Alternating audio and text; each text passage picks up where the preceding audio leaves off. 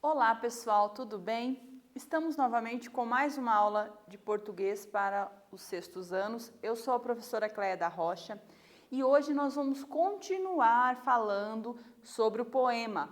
Lembrando que nós estamos retomando aí esses conteúdos que foram vistos agora no primeiro trimestre.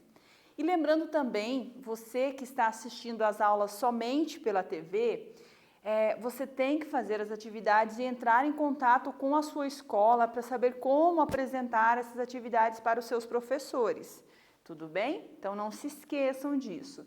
E quem está assistindo pela TV, mas também está acessando o Classroom, vocês têm que entrar lá e confirmar a presença na aula, ok? Vamos começar então? Hoje, nossos objetivos com essa aula são compreender o uso de determinadas expressões quanto ao seu significado. Estamos falando aqui sobre linguagem figurada. E nós vamos reconhecer também o emprego das figuras de linguagem, que são um dos recursos da linguagem figurada, ok? E quais os nossos conteúdos que nós trabalharemos nessa aula? Leitura de poema, sentido figurado e figuras de linguagem. Lembrando novamente que são todos conteúdos de revisão. E aí, vamos retomar o que nós aprendemos sobre o poema na aula passada? Então vamos fazer esse quiz para ver se vocês estão ainda se lembrando do conteúdo da aula passada. Vamos lá? No poema, os elementos que compõem primordialmente, principalmente, os principais, a sonoridade são. Então, quais os elementos aqui compõem a sonoridade do poema? A rima e o ritmo, o adjetivo e o lírico, a rima e o eu lírico, ou o ritmo e o adjetivo. Sobre o que nós falamos na aula passada e que nós mostramos que tem a ver com a música, com a sonoridade dos poemas.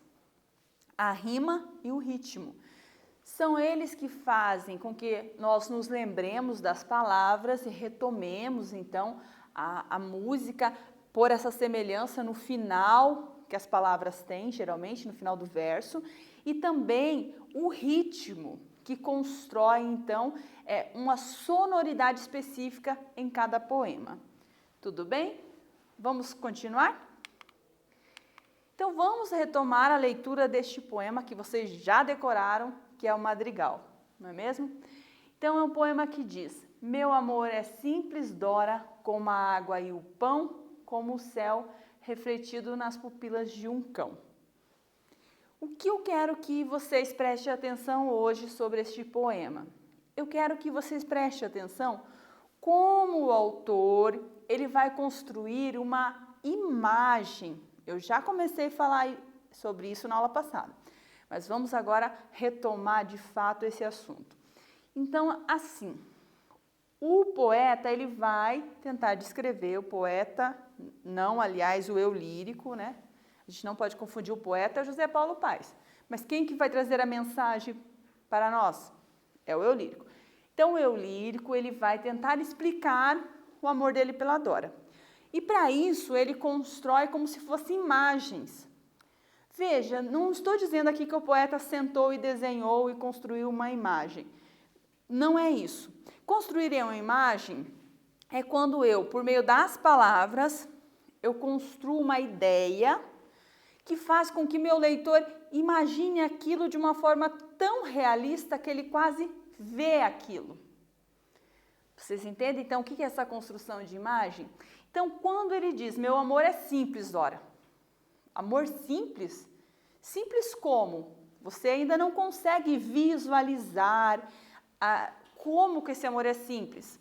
Mas quando ele diz, meu amor é simples, Dora, como água e o pão, agora melhorou. Por quê? Você sabe o que é água, você imagina um copo d'água, você imagina você ficando sem beber água e você imagina o pão, né, que é o alimento básico. E aqui é pão, já falamos, é o alimento, não é só pão mesmo, é a comida. E aí você consegue imaginar, então, que o amor dele é simples, como essas coisas sem as quais você não vive, que é a água e o alimento. Então você constrói quase uma imagem do amor dele e você vê realmente é um amor simples, porque a água, pão, tem em todos os lugares, mas ninguém vive sem água e pão, ok? No sentido de alimento, sem pão a gente vive. Mas olha lá, e aí ele faz a segunda construção, com o céu refletido nas pupilas de um cão. E aí lembra que aqui ele faz duas imagens, olha só, o céu enorme, grande sobre todos nós, e aí o céu descendo e sendo refletido nas pupilas de um cão. Aí você imagina o cão olhando para o céu. Então isso é uma construção de uma imagem. Como que ele fez isso? Por meio das palavras. E que tipo de palavras ele usou? É isso que nós vamos falar agora. Então ele usou aqui, pessoal, aquele sentido que nós já conhecemos, o sentido figurado, né? Lembram que o sentido figurado ele é uma das características do poema e ele compreende, né, ele é o uso da linguagem no sentido figurado, ou seja, com um uso diferente do que nós usamos no dia a dia, diferente do uso literal, de como as pessoas usam no dia a dia mesmo. Então, é uma palavra com múltiplos sentidos. O que é isso? Quando o poeta diz, meu amor é simples, Dora, como a água e o pão, ele quer passar uma série de mensagens. Lembra? Que o amor é simples mesmo, mas que é extremamente necessário. Faz você, leitor, pensar como é viver sem água e sem comer, sem beber e sem comer. Então, veja, é uma linguagem com múltiplos sentidos. Cada pessoa lê e imagina uma coisa, vai adequando ao seu dia a dia, ok? Então, isso é as palavras sendo usadas no sentido figurado. E aí, esses recursos que o poeta usa, eles são chamados de figuras de linguagem. Nós já falamos sobre isso também. Então, observe aqui. O eu lírico, ao descrever seu sentimento, busca criar imagens para expressá-lo. Para isso, ele usa a figura de linguagem chamada comparação. Como que o eu lírico fez aqui para construir essa imagem na nossa cabeça de simplicidade ligado a coisas fundamentais? Ele faz essa comparação. Meu amor é simples, Dora, como a água e o pão, como o céu refletido nas pupilas de um cão. Então, ele compara o amor dele à água e pão e depois ao céu refletido nas pupilas de um cão. Então, é assim que ele faz para construir a imagem na nossa cabeça. Então, pessoal, a comparação nós não havíamos visto ainda. Vocês já viram anteriormente, lá no começo do trimestre. Mas agora, quando nós falamos do poema, nas últimas aulas, nós não havíamos visto essa figura de linguagem ainda. Mas a figura comparação, ela é muito parecida com a metáfora, que nós vimos já em aulas anteriores aqui, bem próximo agora nesse trimestre. Então, observe, a comparação e a metáfora são figuras de linguagem muito utilizadas nos poemas, são as que mais são utilizadas, e ambas, ou seja, as duas, estabelecem uma comparação. Mas, afinal, qual é a diferença entre elas?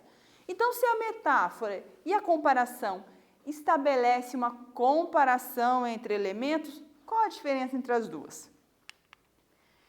Então, a diferença entre comparação e metáfora, observe. Na comparação, como que é? Na comparação, então, nós utilizamos os termos comparativos para estabelecer a comparação. Como, por exemplo, vai dar um exemplo aqui.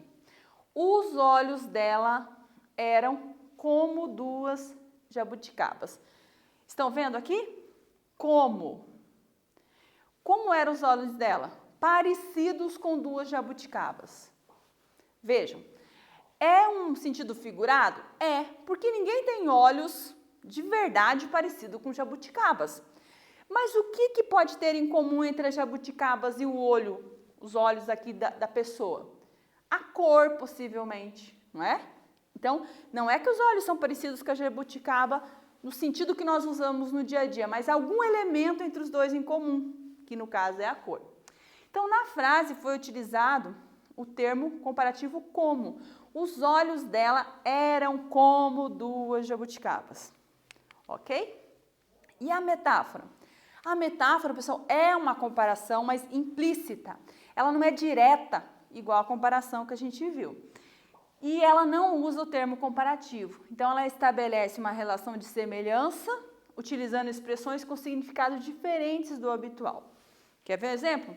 A menina é um doce. A menina é um doce de verdade? Não é um doce nesse sentido. Mas a menina é um doce no sentido que ela é boazinha, ok? A menina é um doce que se deixar lá no lugar, as formigas vão lá beliscar a menina? Não, não é nesse sentido. É no sentido de que a menina é atenciosa, educada. Então, observe aqui, ó. Esse é o caso da metáfora. Por quê? Se eu dissesse a menina é como um doce, né? Aí eu teria uma comparação. Então, veja, eu comparei a atitude da menina com a atitude do doce. Por quê? Porque todo mundo gosta de doce, todo mundo gosta da menina. Então, é uma comparação implícita. Vamos observar essa diferença agora. Esse é como o poeta fez. Esse é como nós transformaremos em metáfora, quer ver? Então, o poeta usou a comparação. Meu amor é simples, Dora, como a água e o pão, como o céu refletido nas pupilas de um cão. Como que eu transformo isso aqui em metáfora? Simples, eu tiro o como e faço assim, ó. Meu amor é simples, Dora. É a água e o pão, é o céu refletido nas pupilas de um cão. Veja, agora eu fui direta, não falei como, ok? Então, aqui eu tenho a metáfora, aqui comparação. Agora é a vez de vocês. Pessoal, nem sempre é fácil identificar a metáfora, então preste atenção. A metáfora, a gente percebe que há um uso diferente na frase, um uso um pouco incomum, tá? Então, observe aqui. Olha só, vamos fazer atividade com esse poema e nós já voltamos com a resposta, ok? Um tempinho para vocês fazerem.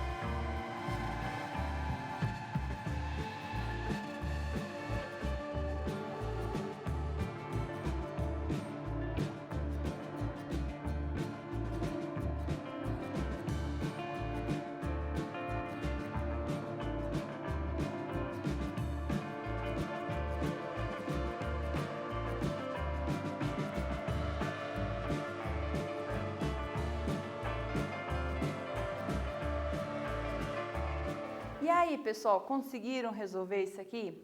Como eu disse, a comparação é fácil identificar. Por quê? Nós observamos onde tem o elemento como. Agora, e a metáfora? Ela exige um raciocínio, um poder de observação maior. Por quê? Porque ela é direta, né? Implícita, lembra? Ela não tem a comparação. Olhem lá, então, essa é a definição dos poemas que o Mário Quintana faz no livro Esconderijos do Tempo. Então, os poemas são pássaros que chegam, não se sabe de onde, e pousam nos livros que lês. Quando fechas o livro, eles alçam voo como de um alçapão. Então, é uma definição de poema, um pouco complexo, né? E observe com quem ele está falando aqui. Ele está falando com você, leitor, né? Vocês que estão assistindo, vocês que leem. Porque, olhe lá, os poemas são pássaros que chegam não se sabe de onde e pousam no livro que tu lês, né? Que lês. Quando fechas o livro, quando você fecha o livro, quando tu fechas o livro, eles alçam voo como de um alçapão. Então, está falando aqui sobre essa coisa mágica que são os poemas, que eles são capazes de dar vida às palavras, como pássaros.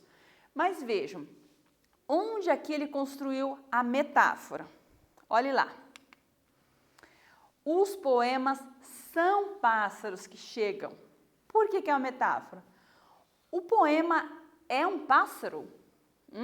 Posso prender um poema, posso fazer o poema voar no sentido de um pássaro, mesma coisa que um pássaro, ainda que a gente não deva prender os pássaros, nunca, né? Mas observe, os poemas são pássaros de verdade? Não. Por quê? Porque ele está usando aqui a linguagem metafórica, né? O que os pássaros têm em comum com os poemas? Para que ele fizesse a comparação. Professora, mas não é comparação, é metáfora. Sim, é metáfora, mas a metáfora, ela é um tipo de comparação sem o como, lembram?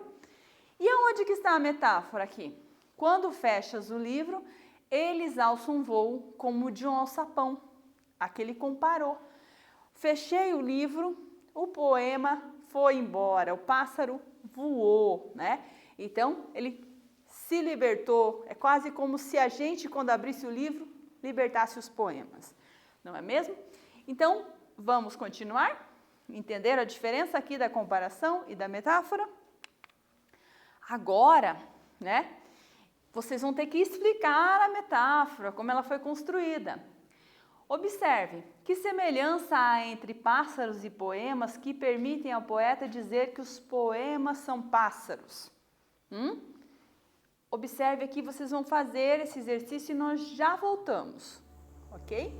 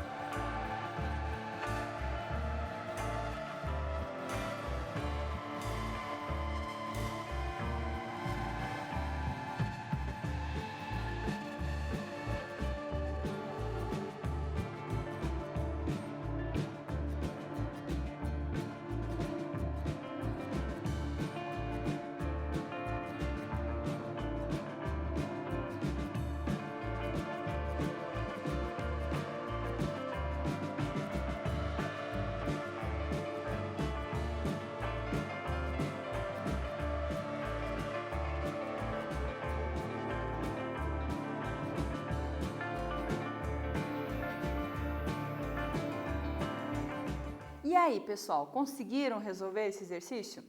Então, a metáfora, a gente percebe às vezes que ela está no poema, porque é um uso um pouco diferente, né, do comum, que o autor, ou o poeta, ele escolhe quando vai montar o poema fazer um uso um pouco diferente, mas é difícil às vezes explicar, né, como foi pensada aquela metáfora. Então, observe, quando o poeta diz assim, o eu lírico, aqui é o poeta que escolheu, mas é o eu lírico que expressa. Os poemas são pássaros que chegam não se sabe de onde e pousam no livro que lês. Por que ele comparou poemas a pássaros? O que o poema e o pássaro têm em comum? Possivelmente para que ele construísse a metáfora. Então a gente pode dizer, né, que os poemas, assim como os pássaros, chegam a lugares muito distantes, voam, né? Um poeta faz um livro e esse livro se torna conhecido por várias pessoas, né? Na imaginação de vários leitores. E ainda que os poemas, assim como os pássaros, possuem sonoridade, canto. Lembra que os poemas trabalham com a musicalidade? E os pássaros, o que eles fazem? Eles cantam, eles trabalham com o som. E os poemas também. Então, essa, pessoal, é uma das respostas possíveis. Vocês podem ter pensado em outro motivo para que o poeta criasse a metáfora de poema como sinônimo de pássaros. Tudo bem? Desde que vocês mantenham essa ideia de uma relação que tem pássaros e poemas, a resposta também pode ser outra. Ok? Vamos continuar? Agora nós vamos conhecer outras figuras de linguagem. Conhecer não, que vocês já conheceram nas aulas anteriores. Nós vamos relembrar essas figuras de linguagem. Elas são mais simples e elas também estão mais ligadas com a questão do som. Vocês observaram que a metáfora e a comparação, elas estão ligadas a ideias, né? Comparar uma coisa com outra, comparar de forma direta, duas coisas que às vezes não têm muita relação, são mais ideias se relacionando, né? Palavras que se relacionam. Agora, no caso das figuras que nós vamos relembrar, a questão aqui é o som, são as letras, né? Uma letra se repetindo e criando uma sonoridade no poema. Vamos lá?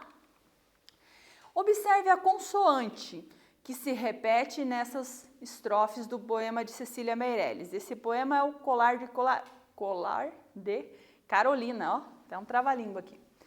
Com seu colar de coral, Carolina corre por entre as colunas da colina. Você já conhece esse poema também, já foi apresentado aqui. Então, observe a consoante. A consoante, pessoal, aqui é o C, né? Então, C, C, C, C, C, C. Essa repetição de consoante é chamada de aliteração. Então, o poeta, ele pode fazer um poema que ele constrói com várias palavras que começam todas com a mesma letra ou que usam muito uma letra só. Então, observe, aqui foi o C. Com seu colar de coral, Carolina corre por entre as colunas da colina. Ok? Então, tenho a aliteração. E agora, observe novamente o poema. Vamos observar junto. Qual a outra consoante que se repete bastante no poema? Observe ali. Qual outra consoante que vocês veem se repetindo bastante?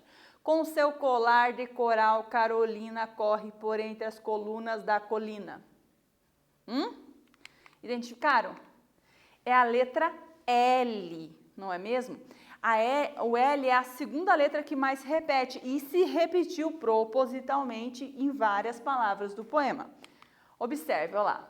Então, olhe lá. Colar, coral, Carolina, coluna, colina. Todas usaram, então, a aliteração do L. Tudo bem? Vamos agora observar neste mesmo poema a repetição da vogal, ok? Olhe só. Agora, em vermelhinho. Com seu colar de coral, Carolina corre por entre as colunas da colina. Eu tenho aqui a repetição da vogal O, correto? Estão observando? Quando eu tenho a repetição de uma vogal, eu tenho a figura de linguagem chamada assonância. Assonância.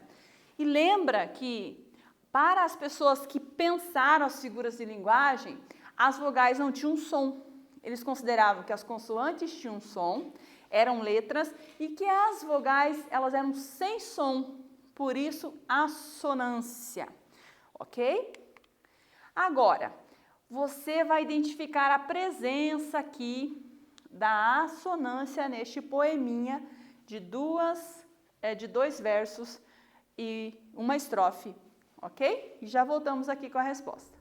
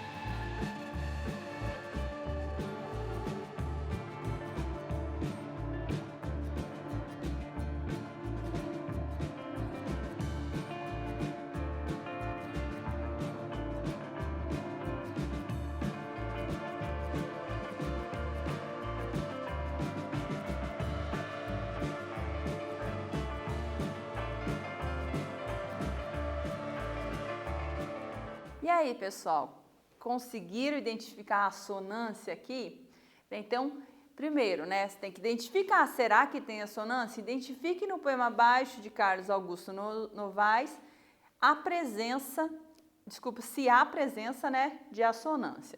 Então, observe aqui, o riso convida a seu fim, a saudade invade a casa. Tem assonância? Tem uma vogal se repetindo? Tem duas, olha só. O riso convida o seu fim, a saudade invade a casa.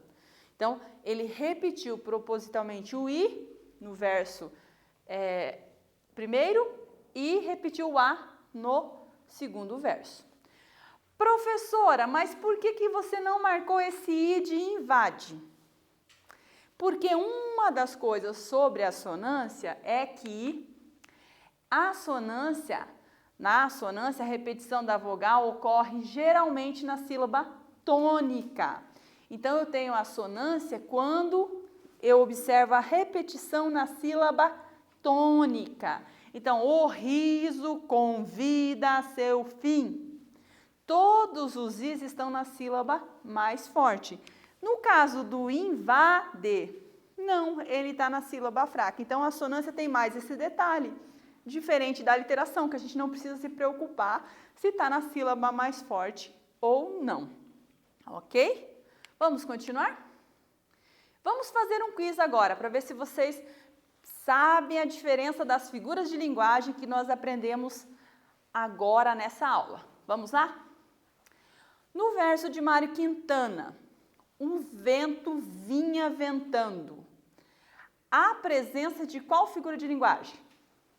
De novo, no verso de Mário Quintana, o vento vinha ventando. Há presença de qual figura de linguagem? Lembrando, nós estudamos a comparação, metáfora, literação e assonância. Qual figura de linguagem está presente aqui? O vento vinha ventando. A literação, não é mesmo? O vento vinha ventando. Olha a letra V se repetindo em 3 palavras de 4 que compõem o poema. Então, o autor escolheu fazer o barulhinho do vento. Como que ele fez? O vento vinha ventando. O V auxilia para fazer a sonoridade do vento. É a aliteração. Vamos lá?